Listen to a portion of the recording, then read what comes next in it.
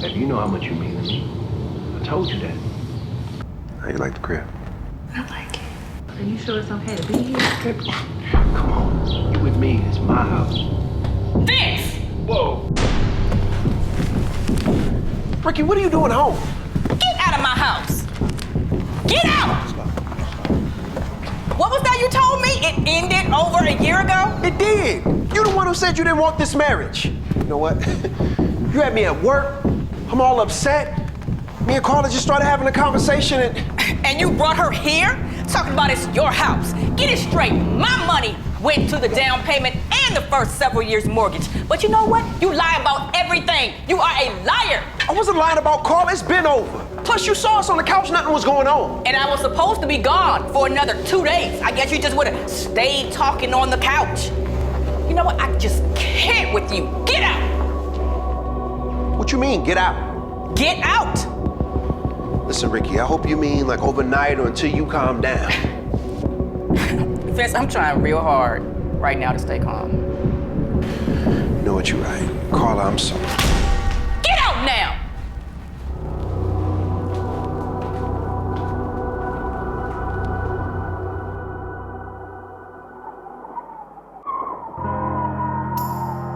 Lord, I don't know why I'm here. I can't stand him. I don't care if I never see him again. And I sure don't want to hear anything he has to say. He's got so much nerve, trying to act like I'm the one who's misguided.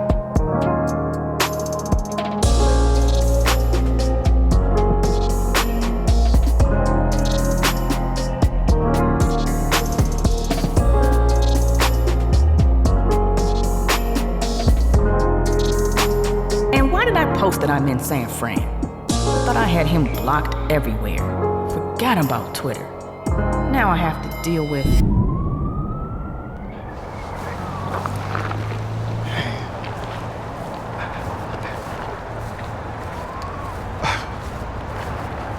Listen, I know I'm not your favorite person right now, but I mean, I didn't even think you'd come, so I'm glad you came. I mean, you said it was important enough for you to drive 6 hours from LA, so I don't have a lot of time though.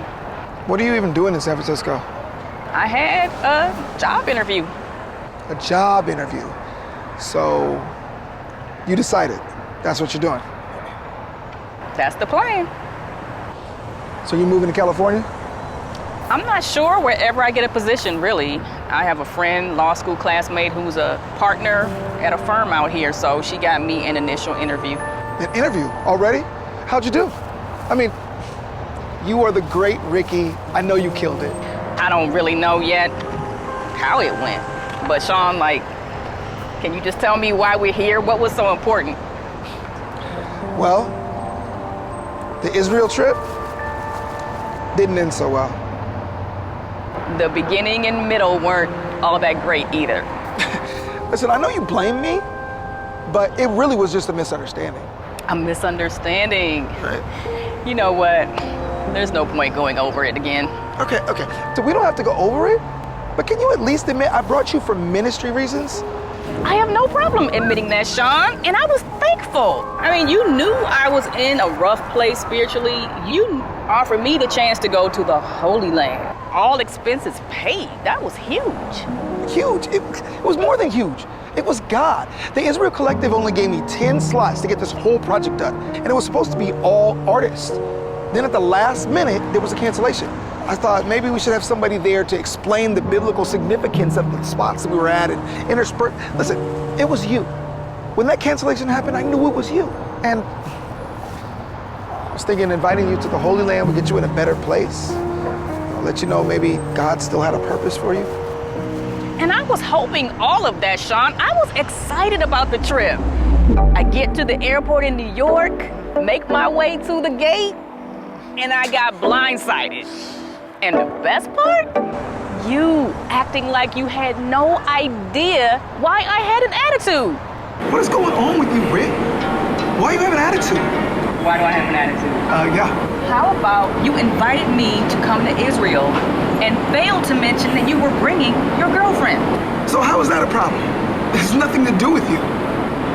nothing to do with me. Okay. I mean, okay, what does it have to do with you? Nothing. You just said it. Cut the attitude. Tell me what's going on. First of all, Sean, you have not even mentioned your girlfriend. In who knows how long. I thought you two broke up. Why are you talking to me all the time? Because you're my friend. Because I wanted to encourage you. Because... I can't believe this. So between you crying and grieving between what happened with you and Vince, I'm supposed to just bring up Michelle? No, I'll tell you when you should have mentioned her when you invited me on this trip. That would have been the perfect time. You're just gonna casually introduce us in the airport? She was as surprised as I was. You still haven't mentioned what it matters. Why does it matter?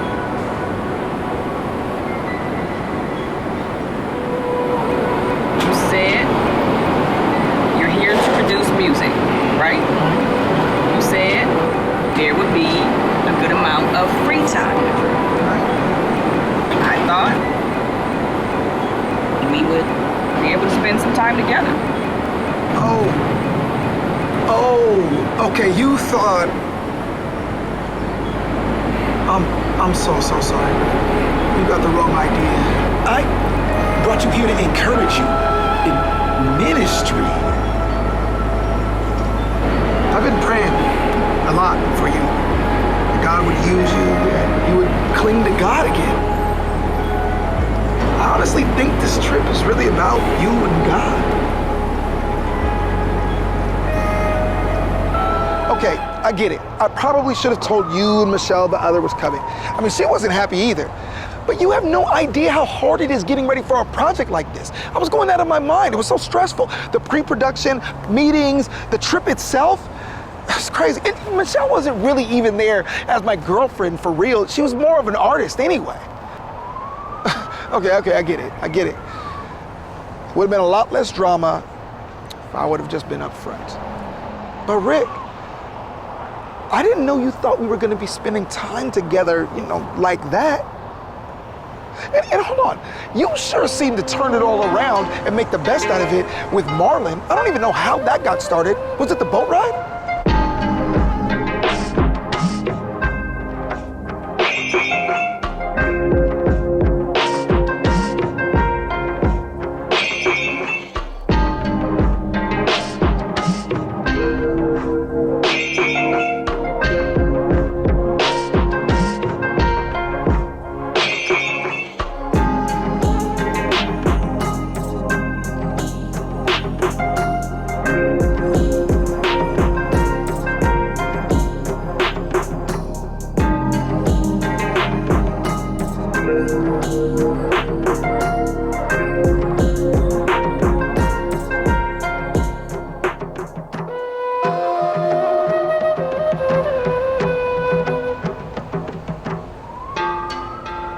Say anything got started, but yeah, I told you that was when we got to know each other a little bit, started on the boat ride. Know each other a little.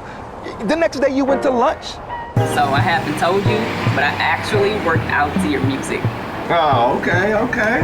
You listen to my music? I love it actually. Like, how long have you been singing?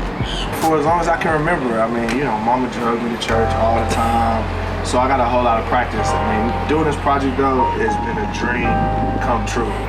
Really? Like, how so? I mean, think about it. We're in the Holy Land, did a song with the Mount of Beatitudes. I really feel surreal, like I'm just walking, finally getting a chance to walk into my purpose. Yeah, I'm actually trying to get there, understanding my purpose. Oh. What you mean? You write books about purpose and God and all those different things. Like, what do you mean? Yeah, but these last few months, my life just is basically been turned upside down. So I'm just trying to figure it out right now. What happened, if you don't mind me? I'm saying, I don't know if that's too personal, but what happened? Long story, but my husband caught him cheating again. So So I'm newly divorced. So you've been going through.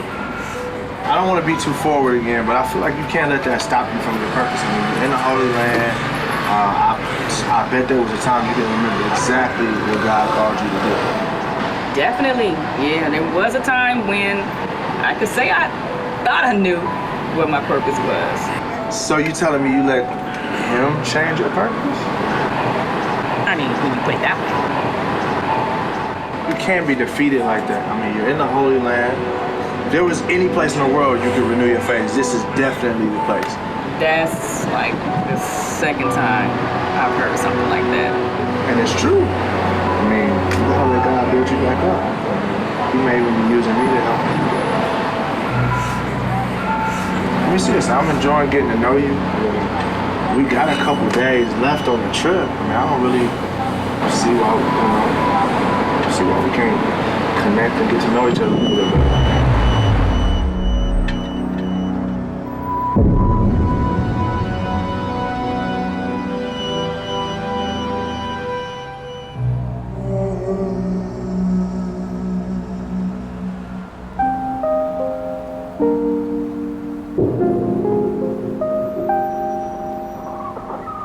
How did we even get on this tangent? Because you're still having an attitude with me about this trip, but you seem to make the best of my trip with Marlon. Because we went to lunch? Because you went to lunch and whatever else y'all did.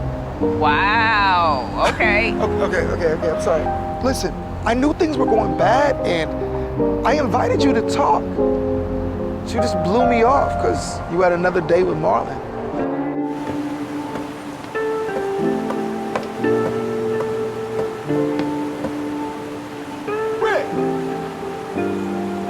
Rick! Come here!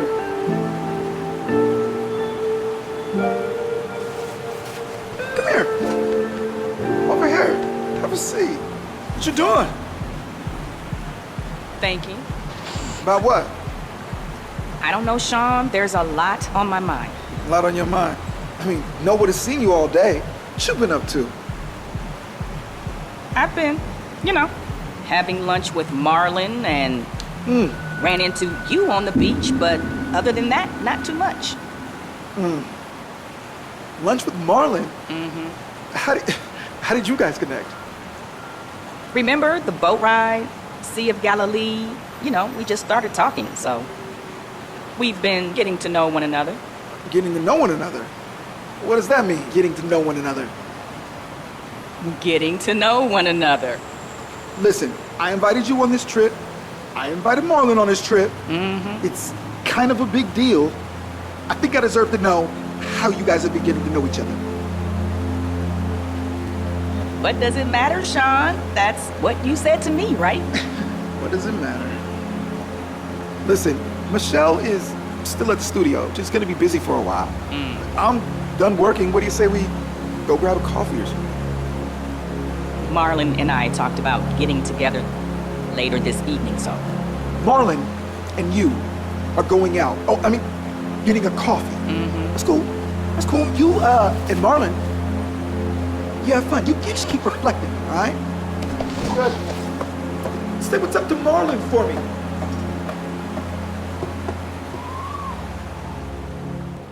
I just really do not want to keep rehashing the trip. Can you just tell me, why are we out here? What was so important? It's actually about the trip. Do you remember the last day on the Mount of Beatitudes when you gave that message? Are we here because it would be dope to be part of a music project?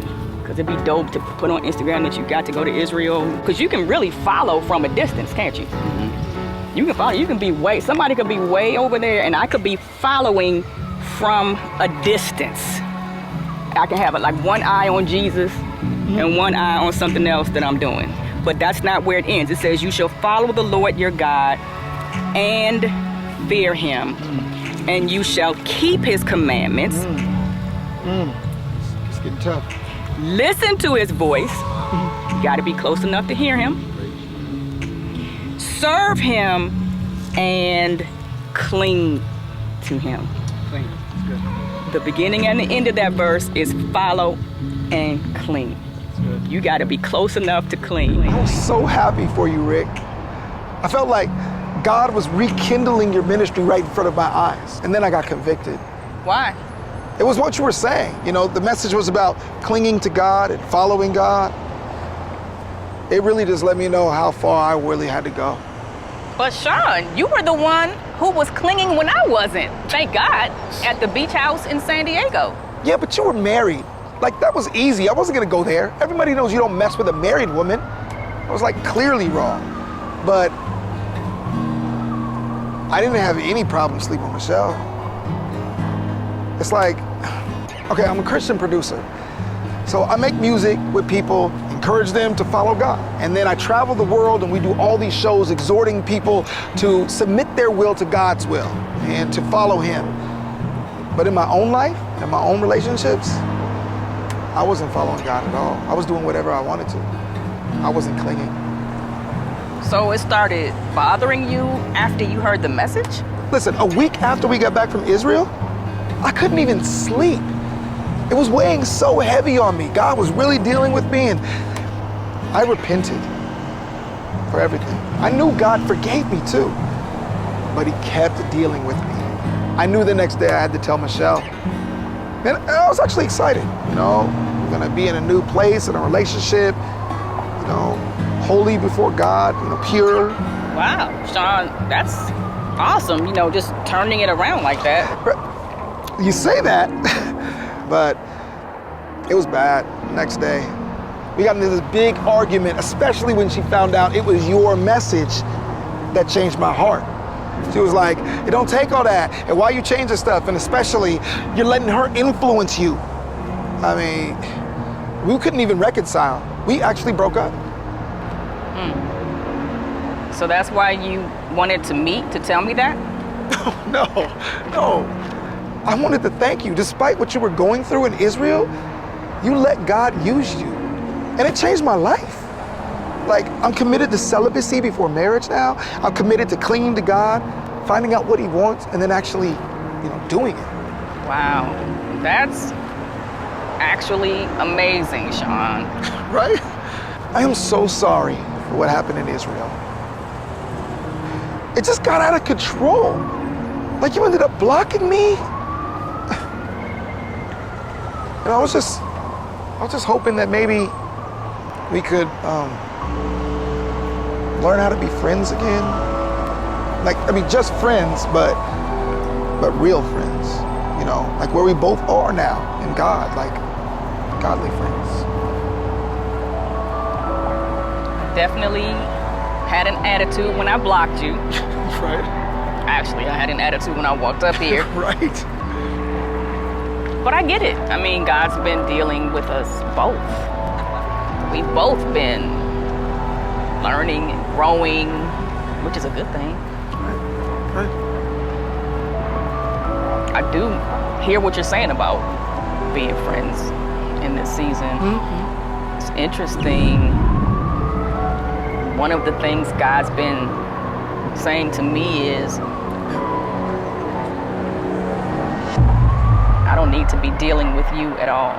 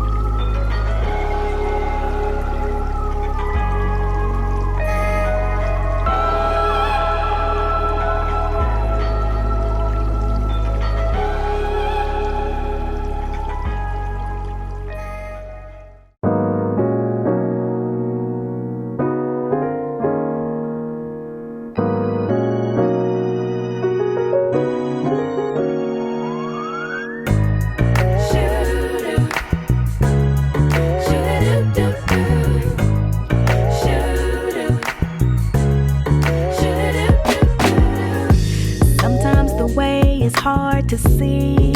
The road is dark. Sometimes the problem lies in me. Can't trust my heart. I go my own way and tell myself we're not apart. But it's not the place to stay. 'Cause you're the only way. Whatever it takes. And I'm gonna cling to you. There's no other way. Whatever I go through, I'll keep my eyes on you. Every minute, every hour, I run to you, Lord. You are my power.